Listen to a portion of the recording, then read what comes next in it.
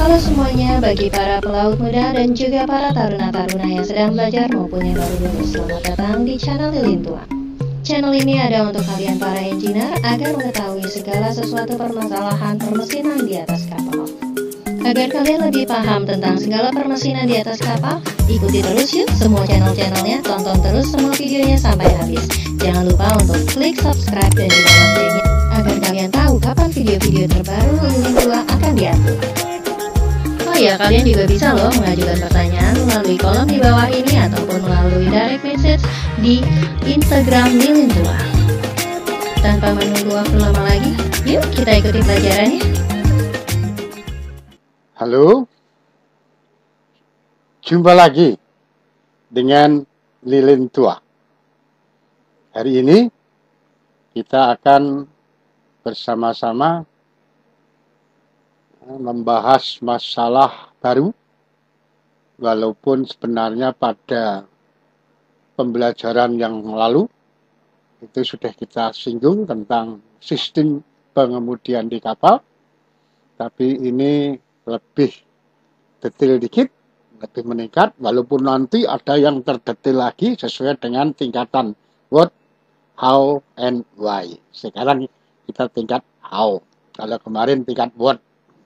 Iya, sekaligus ini adalah akan menjawab pertanyaan dari follower saya yang menanyakan masalah mesin kemudi. Oke, mesin kemudi di kapal niaga seperti kapal-kapal lain ini ada beberapa macam ya sistem kemudian. Barangkali yang belum pernah naik kapal, saya ajak membayangkan. Jadi kalau kita ngomong sistem pengemudian itu dimulai dari yang nyetir kapal, bagiannya orang dek, ya, yang dipimpin oleh chief officer di anjungan dengan hand wheel, ya, untuk memutar roda kemudi. Dari mulai sana sebagai transmitter, perintah, sampai ke rudder. Rudder itu daun kemudi. Perjalanannya dari anjungan, dari roda kemudi sampai ke daun kemudi, itu dilakukan berbagai cara.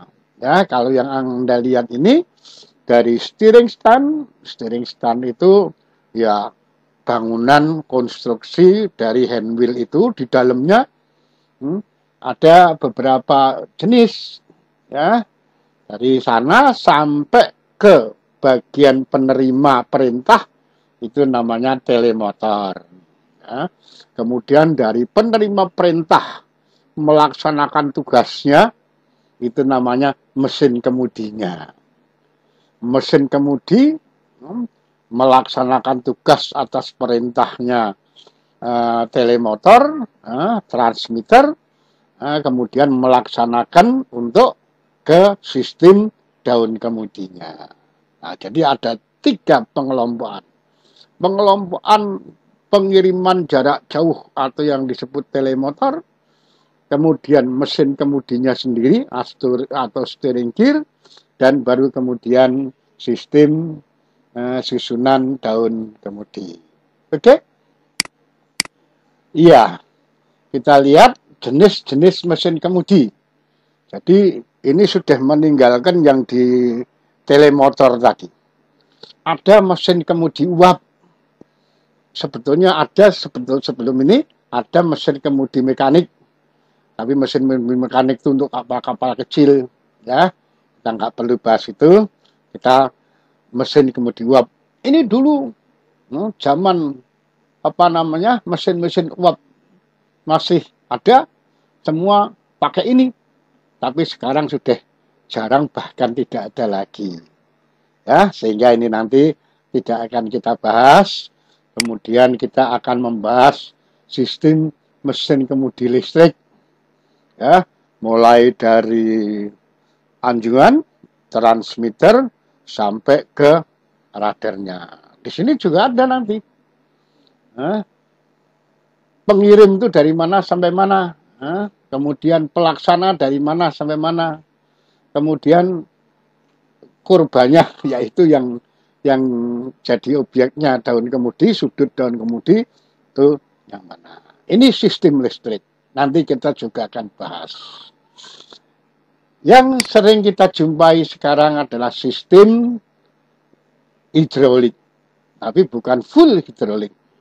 Selalu disebut elektrohidrolik karena di dalam sistem itu sendiri kita jumpai elektromotor untuk menjalankan pompa. Power unitnya itu berupa pompa, ya, pompa hidraulik yang diputar oleh elektromotor. Oleh sebab itu disebut elektrohidrolik. Oke? Iya. Dari atas sampai bawah tadi kita punya subsistem yang sudah ini kita singgung tadi. Ada subsistem telemotor, ya, ada subsistem telemotor mekanik.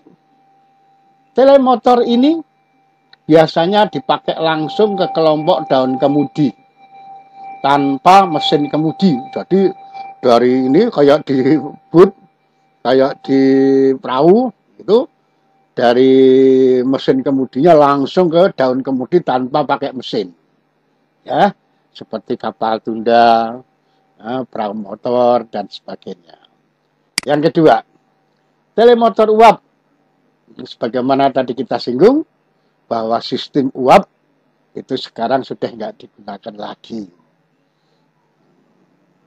Lanjut, telemotor listrik. Pada telemotor listrik, hubungan antara transmitter di anjungan sampai receiver di kamar mesin kemudi diselenggarakan dengan menggunakan prinsip perbedaan potensial. Jadi posisi kontak listrik dengan posisi kontak di rheostat di kemudi, kalau posisinya sama berarti beda potensialnya nggak ada, maka tidak ada arus yang bisa menguatkan rectifier. Oleh karena itu, karena rectifiernya belum aktif, maka motor juga belum aktif, generator juga belum aktif, walaupun dia berputar. Nah, setelah dapat perintahnya itu adalah putarannya roda kemudi yang menggeser kontak rheostat, maka terjadi beda potensial rheostat yang di anjungan dengan rheostat yang di mesin kemudi atau daun kemudi, sehingga terjadilah aliran listrik. Tergantung alirannya kemana, maka di rectifier nanti juga akan menghasilkan arus kemana, ya, sehingga lari-lari ke bawah lagi nanti, ya. Untuk telemotor listrik dan sistem kemudi listrik akan kita jelaskan nanti. Yang terakhir untuk yang kita bahas adalah telemotor hidrolik.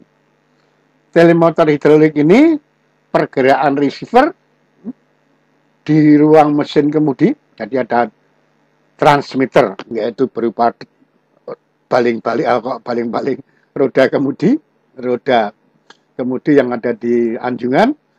Receivernya ada di kamar mesin. Pergerakan receiver ini yang nantinya diteruskan ke mesin kemudi itu adalah atas dasar perintah transmitter secara hidrolik penuh. Nah, ini hidrolik penuh. Nanti kita lihat. Ya. Kemudian subsistem mesin kemudinya sendiri. Ada sistem kemudi listrik, ada sistem kemudi elektrohidrolik, seperti tadi saya sampaikan. Walaupun dia dihidrolik, tapi tidak bisa disebutkan mesin kemudi hidrolik, karena ada pompa yang dijalankan oleh elektromotor. Maka disebut sistem elektrohidrolik. Kalau telemotornya, ya, telemotornya penuh hidrolik. Nah, oke. Yang terakhir adalah subsistem daun kemudi. Subsistem ini dimulai dari penerima respon mesin kemudi di kuadran atau di poros kemudi sampai ke daun kemudinya. Anda agar tidak terlalu penuh, sebagaimana tadi saya juga dapat WA, Pak, pelan-pelan, maka saya coba sudahi dulu ini. Nanti pertemuan berikutnya kita ngomong tentang mesin kemudi hidrolik secara agak detail, ya. Karena kalau kita ngomong sistem hidrolik itu nanti kita menyangkut harus menjelaskan masalah pompa, masalah flying rod, ya, dan sebagainya. Ada hal-hal yang perlu diceritakan tersendiri. Oke, tadi hari ini kita sudahi dengan kita memilih di antara 3 jenis mesin kemudi yang masih dipakai sesuai dengan tenaganya adalah sementara yang kita bahas nanti mesin kemudi elektrohidraulik dulu, dari mulai transmitter sampai ke mesin kemudinya.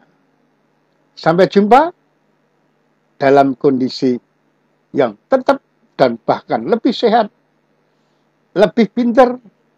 Salam dari lilin tua.